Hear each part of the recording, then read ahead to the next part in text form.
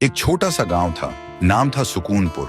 वहां एक पेड़ था, गुलाबी पत्तों से भरा हुआ, जो सिर्फ छांव नहीं, सुकून भी देता था। जो भी उस पेड़ के नीचे आकर आराम करता था, हर किसी ने बोला, ये पेड़ में कुछ चमत्कारी है। जब भी इधर रुकता हूं तो एक सुकून मिलता है। उसी गांव में एक बुजुर्ग दादू रहते थे, अपने पोते के साथ। उन्हें गांव के सबसे समझदार इंसान माना जाता था। वो दादू अपने छोटे से पोते राजू को हर शाम उस पेड़ के नीचे लाते और कहानियां सुनाते और कहते, बेटा, ये पेड़ सिर्फ पेड़ नहीं है, ये हमारा परिवार है। मैंने इसे अपने हाथों से लगाया है और इसने मुझे जिंदगी भर छांव दी है। राजू मुस्कुरा के पूछता, दादू, क्या पेड़ भी परिवार होते हैं? दादू थोड़ा सा हंसते हुए बोलते, जिसने तुझे बिना कुछ मांगे छांव दी, थकान में सहारा दिया, वो क्या किसी अपने से कम है?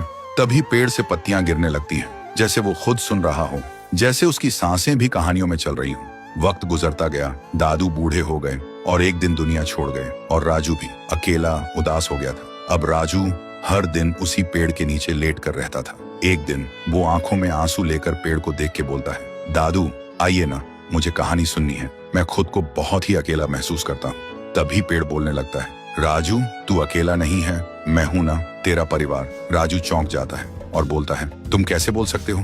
तुम तो पेड़ हो। पेड़ ने धीरे से कहा, तेरे दादू ने मुझे इतना प्यार दिया था, हमेशा मुझे परिवार समझा, और आज तुझे यूं टूटा हुआ देख के मेरी रूह कांप गई। मैं कैसे देख सकता हूँ अपने परिवार को ऐसे तन्हा? उसी दिन से राजू फिर से मुस्कुराने लगा था, क्योंकि अब वो अकेला नहीं था। उसके साथ उसका पेड़, उसका परिवार था। वक्त गुजरता गया, राजू बड़ा हुआ और एक दिन शहर चला गया। गांव की जमीन बिक गई और एक दिन उसी पेड़ को भी काटने का वक्त आ गया। जब पेड़ गिरा, ऐसा लगा जैसे कोई दिल टूट गया हो, जैसे कहानी अधूरी रह गई हो। सालों बाद राजू वापस आया और जहां कभी पेड़ था, वहां सिर्फ मिट्टी थी।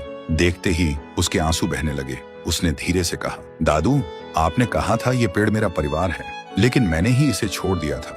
आज मुझे दुनिया की सबसे बड़ी धूप में छांव चाहिए, पर मेरे पास कोई नहीं है। आप नहीं हो, और जिसे परिवार बोला वो पेड़ भी नहीं रहा।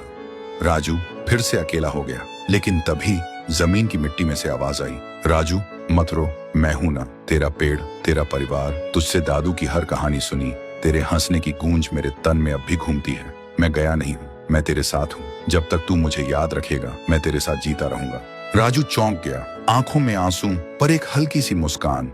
उसने वहीं एक छोटा सा पौधा लगाया और एक स्लेट पे लिखा, जिसने बिना कुछ कहे तुझे सब कुछ दिया, उसे कभी मत तोड़ना, चाहे वो पेड़ हो या रिश्ता।